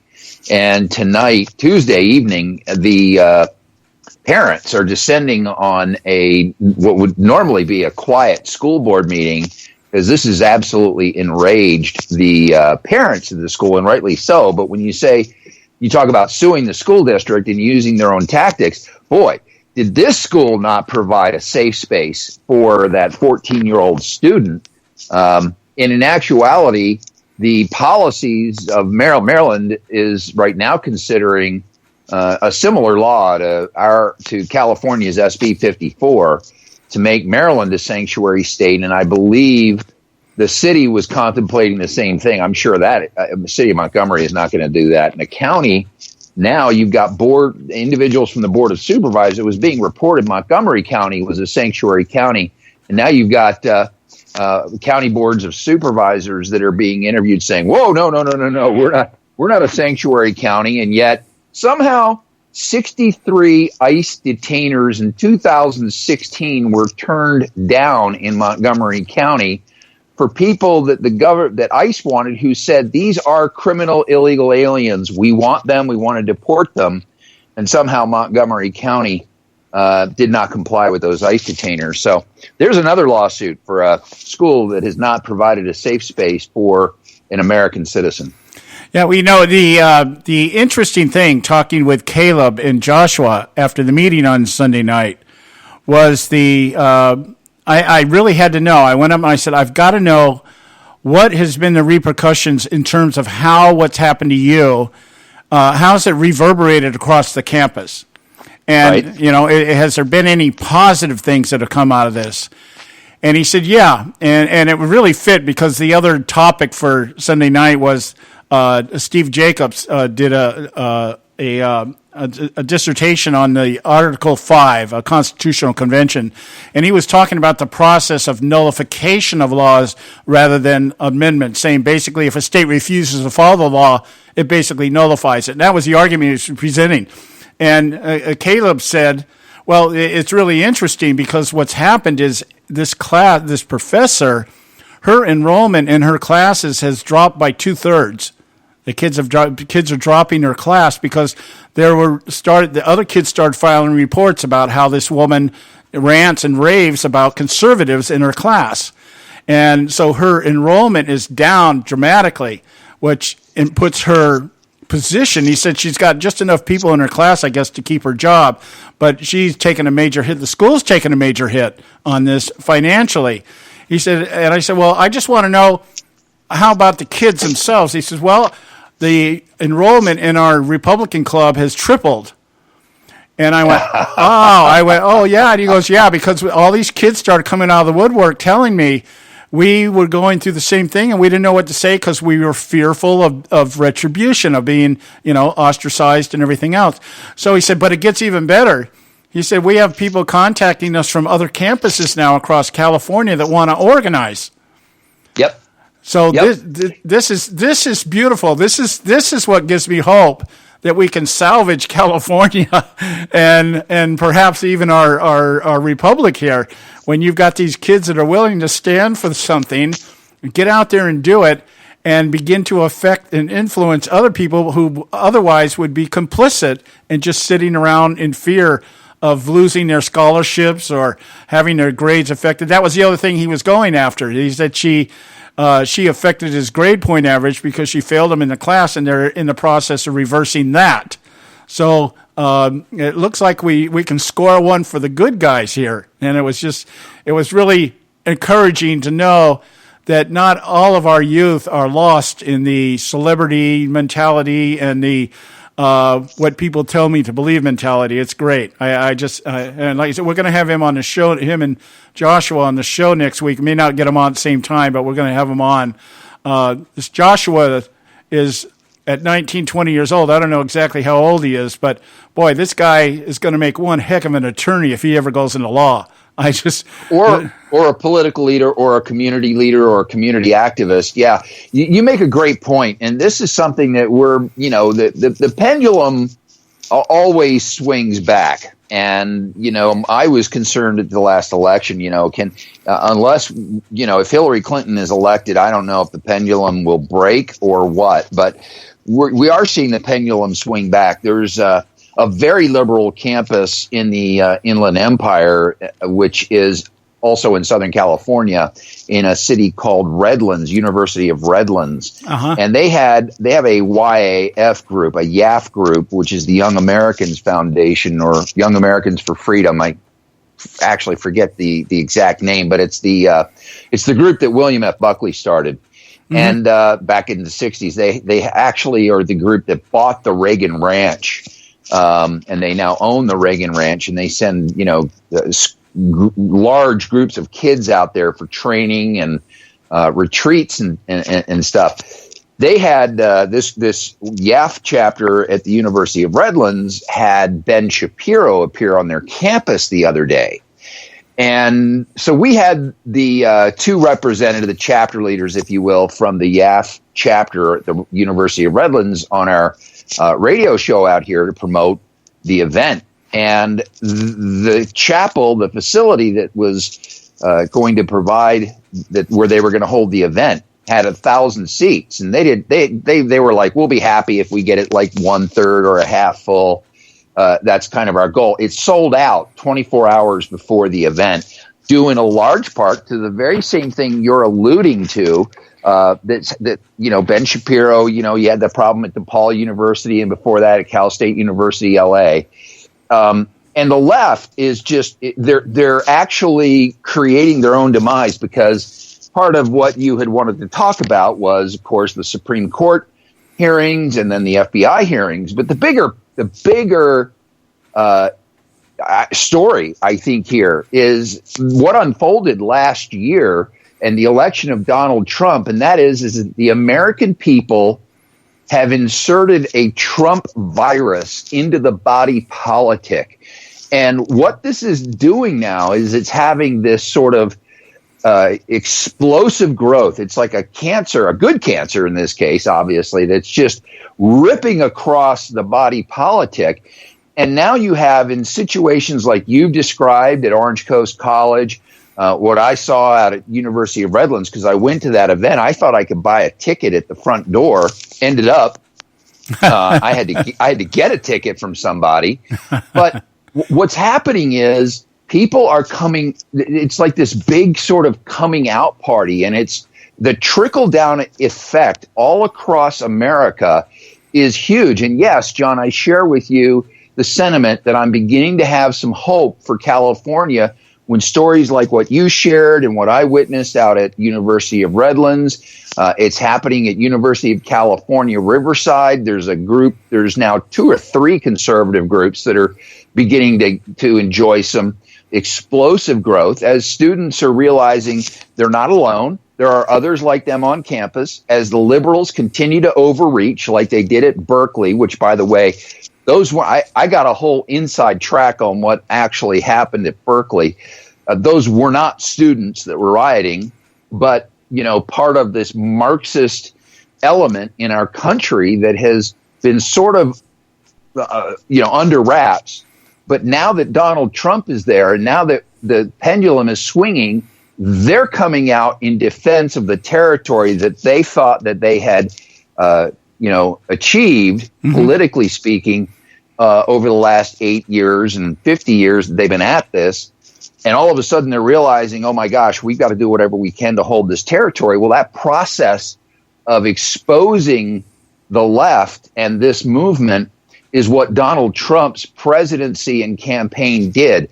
The media has always been on the left. This group has always been there. These elements have been growing and festering inside of America. What Donald Trump did was expose it.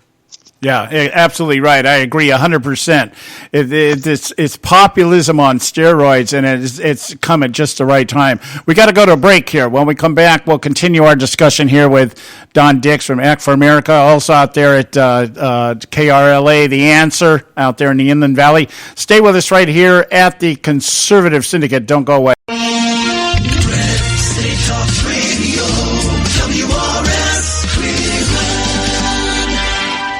Red State Talk Radio is now available as a voice command on your Amazon Echo and Echo Dot by simply saying, Alexa, play Red State Talk Radio. Red State Talk Radio on TuneIn. Are you behind on your taxes? The IRS is the largest and most aggressive collection agency in the world, and they can seize your bank account, garnish your paycheck, close your business, and file criminal charges. Tax Mediation Services is accredited by the Better Business Bureau. Our team of tax attorneys and enrolled agents can stop collections and get you protected. If you owe over $10,000 in back taxes or have unfiled tax returns, call now for a free case review and a price protection guaranteed quote at 800-790-4294. 800-790-4294.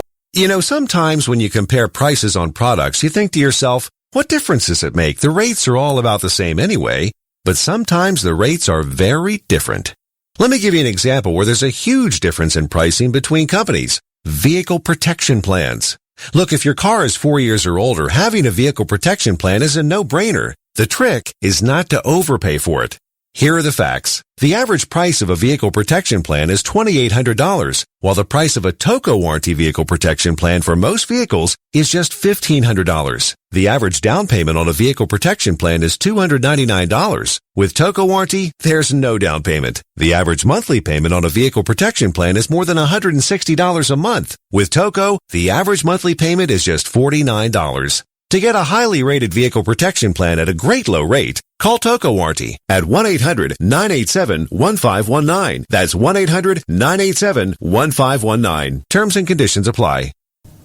Hey, this is Leonora Cravota from Red State Talk Radio for MyPillow. I used to have trouble sleeping. MyPillow changed all that. I now fall asleep within moments of my head touching my pillow. That's how comfortable MyPillow is with its patented interlocking fill. MyPillow stays cool and does not go flat. Plus, it's machine washable and dryable. MyPillow has a 10-year warranty and a 60-day comfort guarantee. MyPillow is also the official pillow of the National Sleep Foundation, and it's made right here in the USA. MyPillow is now offering Red State Talk Radio listeners a 4-pack special with 2 premium standard or queen pillows and 2 go anywhere pillows. That's 4 pillows for the price of 1. To take advantage of this special offer, call 1-800-961-9194 and ask for promo code RedState. That's 1-800-961-9194, promo code RedState. Put sleepless nights behind you with MyPillow, the most comfortable pillow you will ever own. For the best night's sleep in the whole wide world, visit MyPillow.com.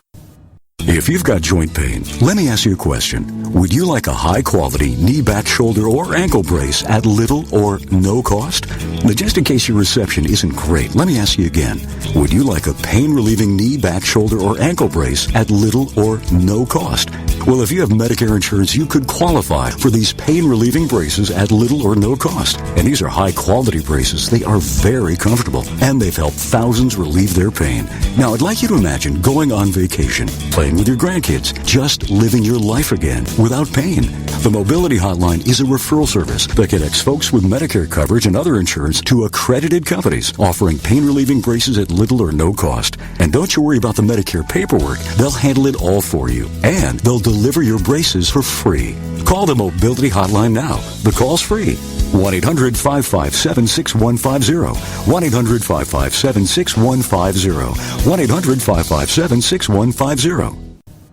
Are you struggling with addiction or alcohol problems? If you're depressed, drinking, and using drugs, you may need help. and your insurance may offer coverage. I knew I could get myself out of this. I just needed some hope and some help. I took the first step to recovery when I made the call. Call the Addiction Hope and Helpline now for a free assessment with someone who cares. Call 800-518-1573, 800-518-1573. I feel like I'm losing control. I'm afraid I'll lose my job or even my family. Call now for hope and help with proven, gentle recovery programs. I never thought that I could be somebody who didn't drink and use drugs. I'm in recovery, getting the help I need. Call the Addiction Hope and Helpline now for a free assessment with someone who cares. Call 800-518-1573, 800-518-1573.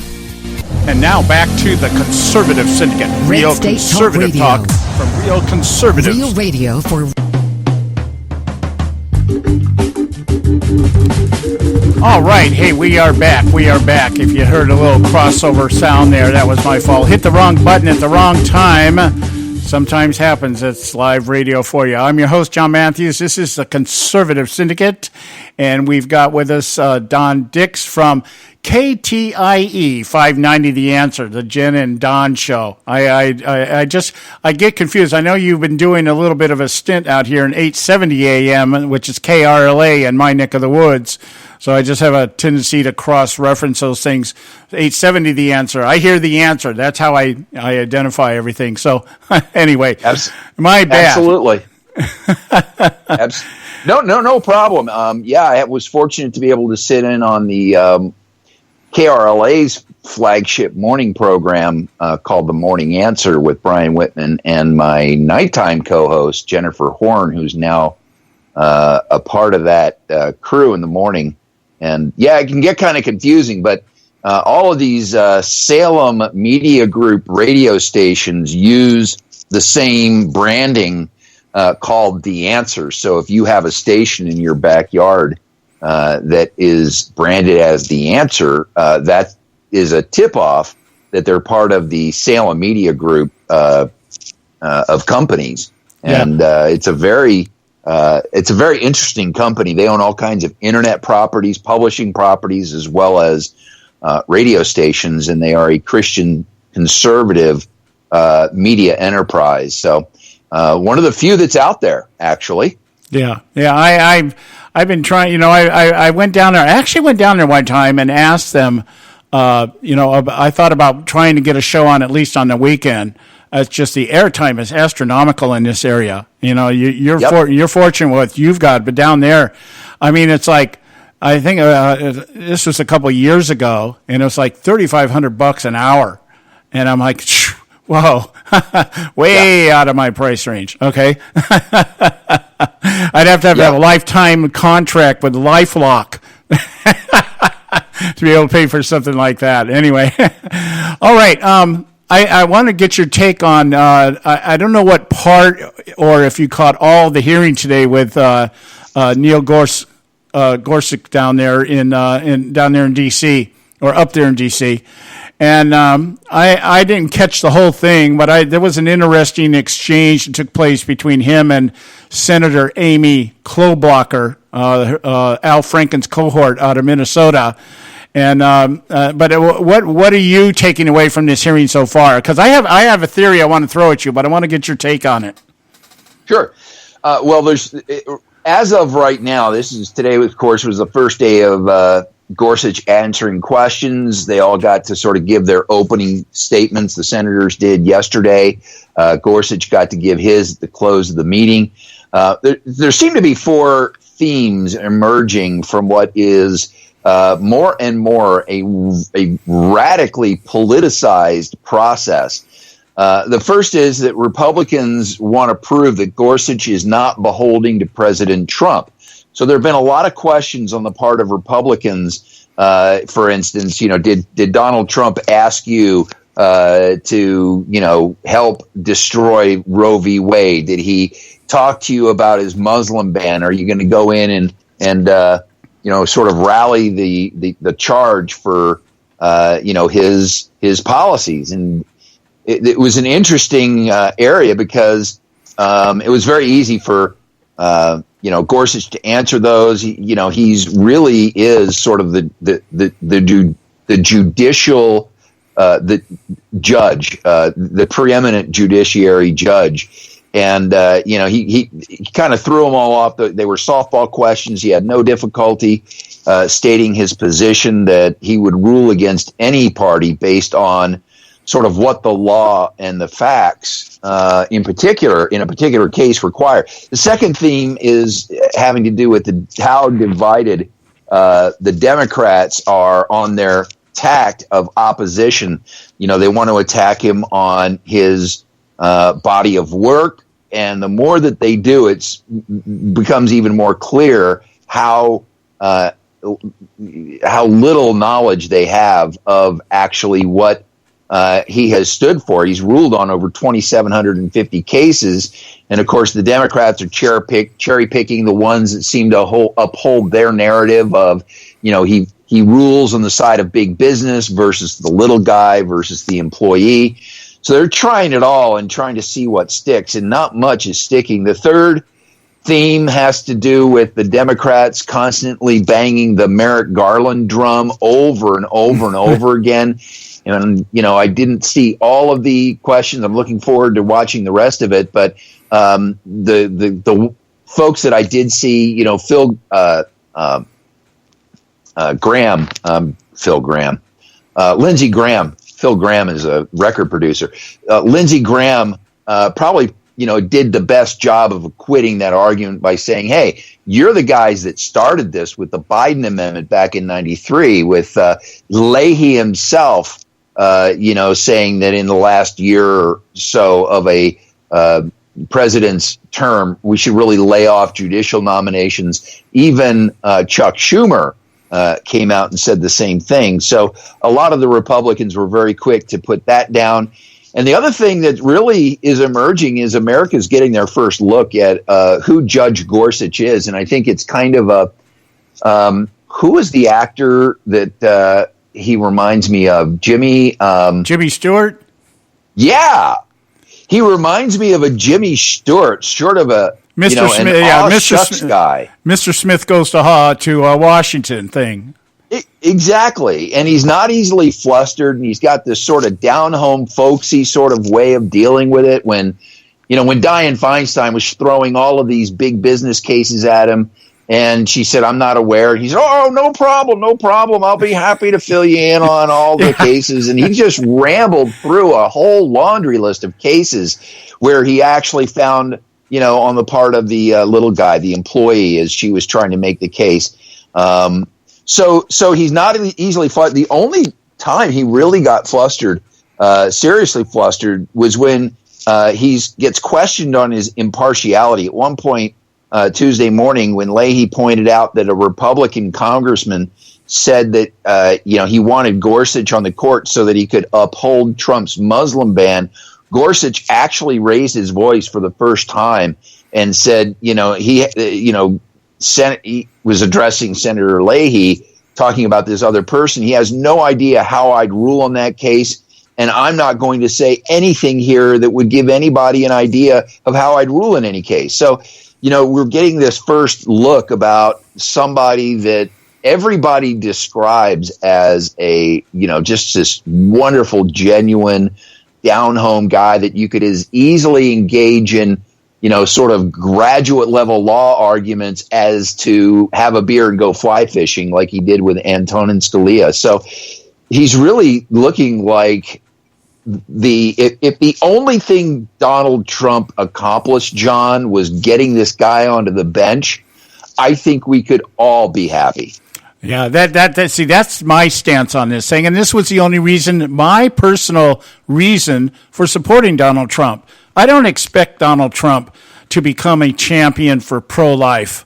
I don't expect that. I don't expect him to stand up on same-sex marriage. I never expected that. I don't expect it. Whatever happens here with the Ryan Care bill, this isn't what I supported Donald Trump for. I wanted that Supreme Court justice.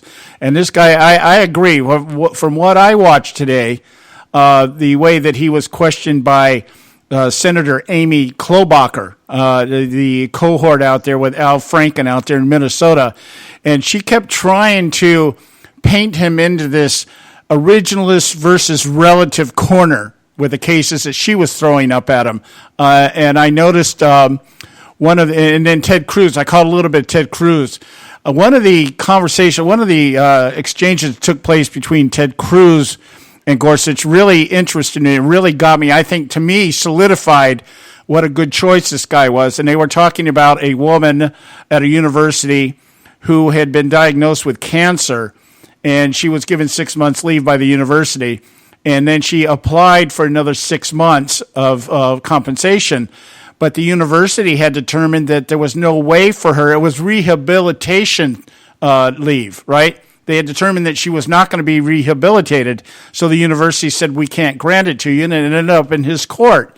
And he said, as hard as it was, knowing that this woman's situation, she was terminal, everything else, the law in which this was brought to me told me that I had to side with the university. Because he said the particular law that they had brought before me was that she could receive compensation under these circumstances, under this law. Her situation didn't fit that. And he says, I had a hard time with that because the woman's sick. She's drastically sick. But I couldn't violate my feelings and go against the law just because I felt bad for her, that kind of thing. And I thought that's the kind of thinking that we need. But this exchange with Amy Klobuchar about trying to get this guy to do one of two things: admit that he would still apply the Constitution literally, given the fact that society has changed, or would you be more open by some of the rulings that you've written on, some of the opinions you've written on, where you've actually gone beyond what the ruling was and offered additional rulings? Are you looking at overthrow things and stuff like that? And he just that slid off him like water off a duck's back. I was like, wow, this guy's solid. He's pretty solid. I'm pretty impressed with this guy. Yeah, and this is another recurring theme in these hearings. And Senator Leahy, he's gotten very hard to listen to. I hope he's okay, because he sounds like he's on his last legs. But he makes the point Monday during the opening statements. And I'm going to quote him here. He says, it's been 25 years since an originalist has been nominated to the Supreme Court. Given what we've seen from Justice Scalia and Justice Thomas and Justice Gorsuch on record, I worry that it goes beyond being a philosophy and becomes an agenda. And he goes on to make the point that because Scalia was, nominated and heard 25 years ago, that there is this trend now that we should be upholding, which is moving towards this living interpretation of the Constitution versus the originalist. So Patrick Leahy's trying to lay out an argument saying that it's outside. This is his quote. He said, I believe it remains outside the mainstream of moderate constitutional jurisprudence to be looking at a originalist now in terms of a Supreme Court nominee. So they're trying to manufacture this shift, of how the Constitution should be interpreted. And what's interesting about that is, you remember what the vote was when Antonin Scalia was approved in the Senate? No, I don't. It was 100-0. Oh, unanimous. So here you have an originalist that was voted. You could not get a 100-0 vote today, even though you had Ben Sass the other day on, I think it was Brett Baer's show. Great interview with Ben Sass. In fact, I honestly was extremely impressed with him, and I think that this guy could be a future president. But the what Ben was saying, he was building an argument that says this should be a 100-0 nomination. And even Lindsey Graham said, as much as I disagreed with Sotomayor and Obama's other nominee, I voted for them because that's the way the system works. Unless you can find something in their background that is, completely beyond the pale, these people deserve, an upvote because it's, that president's nominee. Yeah, we have changed. Yeah, that's a given. I got to interrupt you here. We got to go to a break here. Short break. We'll be right back. Stay with us right here at the Conservative Syndicate. There is an old saying, children should be seen but not heard. At no time is this more apparent than when politicians speak. TheConservativeSyndicate.net, the adults in the room. Hey folks, if you're like me, you don't place a whole lot of trust in today's media for the real truth and facts regarding the volatile world of finance and politics. When I want the real scoop on money, I go to the most trusted source I know, my good friend and colleague, Bob Cardoso. Bob is a noted expert with a PhD in international finance who airs his nationally known, globally syndicated show, Robert Cardoso Live Daily, Monday through Friday, 3 to 5 p.m. Pacific Time. With Bob, you get the right information at the right time from someone who knows his business and can help you make the right decisions concerning yours. Again, Bob airs daily, Monday through Friday, 3 to 5 p.m. Pacific Time. Visit his website at robertcardosolive.com for information regarding stations and topics. That's robertcardosolive.com. Check Bob out. You'll be glad you did.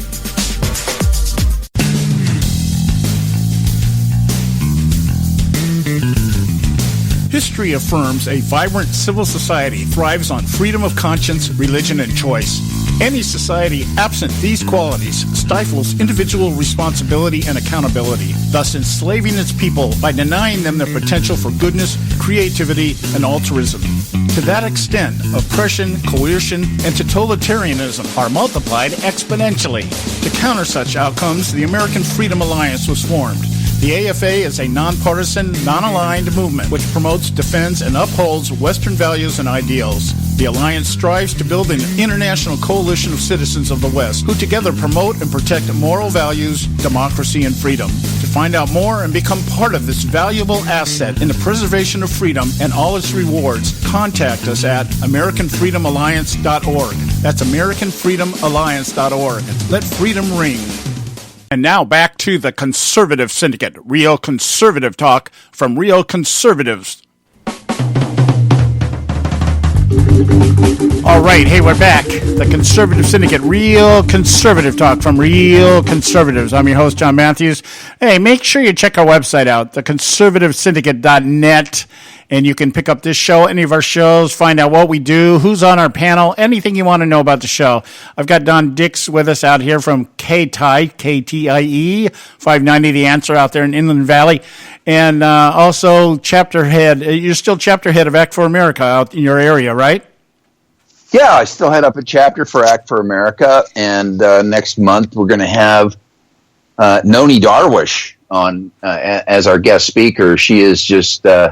written a new book, so we're going to do a book signing with her, and she's just a great person to really help people to understand what individuals who leave the Islamic faith go through. And she's since become a Christian, but what these folks who leave Islam go through is just can be horrendous. Yeah. Well, it's kind of like being a conservative student on the middle of a college campus. Well, yeah, except you run the risk of actually dying if you leave Islam, depending on your family and the community that you live in. But yeah, I mean, there's a total intolerance. Yeah, total.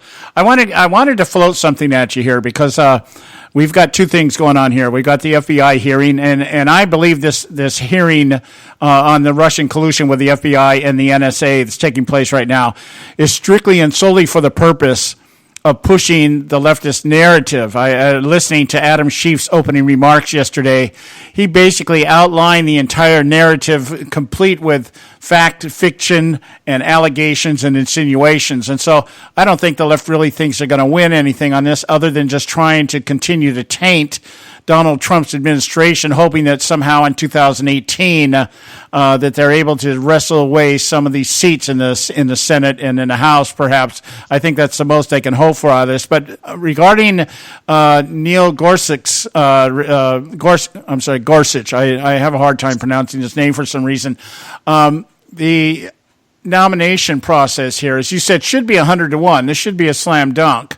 But I think the left needs to delay this, and my theory is that perhaps they're hoping, perchance, that the Muslim restrictions that have been stopped by the lower courts, Donald Trump's executive orders, are delayed long enough to get placed in front of a Supreme Court with a 4-4 split, and hoping that the vote goes that way and puts everything back in the hands of lower courts. Do you think that's a feasible strategy? Do you think they'd be able to pull it off? Is there enough time involved?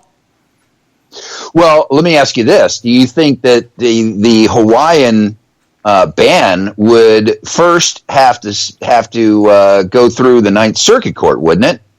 I'm imagining so, and if it goes through the Ninth Circuit, it may just die there.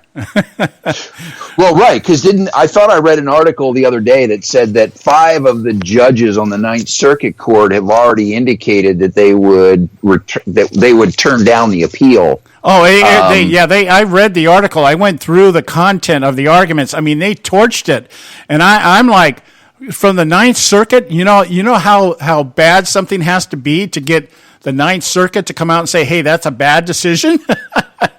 Exactly. So, but here's the other question, because Maryland is the home to another judge, a federal judge, that also put a ban on the ban, if you will, an injunction on it. And if it goes through, if it turned back at the Ninth Circuit Court, does that then mean that the Maryland ban on the ban would then have to, move up the ladder as well, because that's a different court? Or would the Ninth Circuit Court have precedent over the Maryland judge? I don't know that answer. Oh, I don't either. I'm looking at it strictly from a desperation stall tactic, that they're hoping that somehow this ends up in front of the Supreme Court with a 4-4 split. Now, as if you said, the Ninth Circuit ruled on it and overturned it, then they wouldn't want that split, because that would mean if it went back to the lower courts, they would lose. But if it went through the Supreme Court and for some God knows what reason the Ninth Circuit upheld it, ends up in front of the Supreme Court, we got a 4-4 split, that I think the strategy or the hope, I think it's desperation. I don't think it's a viable strategy, because I don't even know if the Supreme Court would even agree to hear it at this point. Who knows?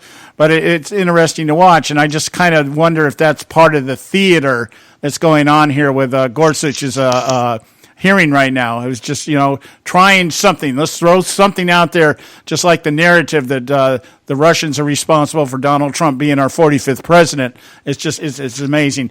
Don, we are out of time. I wanted to give you time to plug your show. So you got Thank you. I'm going to take the moment to plug a big event that we've got coming up on the 30th of April in the Inland Empire. It's the 4th annual Unite IE Conservative Conference, and it's the largest gathering of conservatives in Southern California. And this year we've got Larry Elder, Dennis Prager, Hugh Hewitt, Joel Pollack from Breitbart. We're working on a couple of other speakers. But if you're in Southern California, this is just a great opportunity to take someone who's sitting in the stands, needs to be involved in helping us to turn back the progressive tide in California, and encourage them to get engaged. It's April 30th. It's at the Riverside Convention Center, and you can go to am590.info for tickets.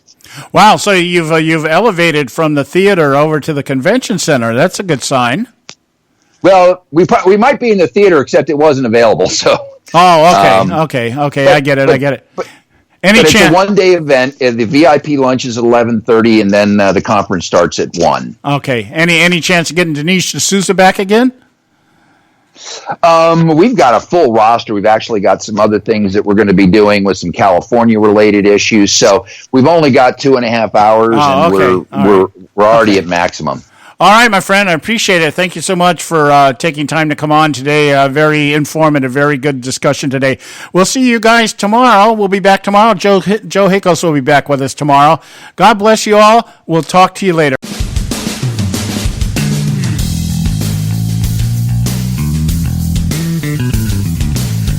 Thanks for tuning in to this edition of the Conservative Syndicate, the nationally acclaimed, globally syndicated, politically incorrect talk show that seeks to tear down the imaginary wall of separation between church and state.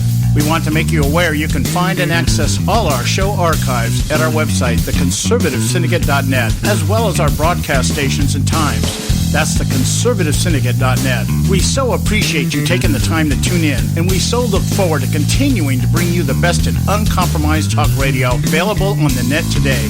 And remember, folks, it doesn't matter how many times you get knocked down in life. It only matters how many times you get up. I'm John Matthews, along with Joe Hickos, signing off until next time right here at the Conservative Syndicate. God bless you, and may God continue to bless America.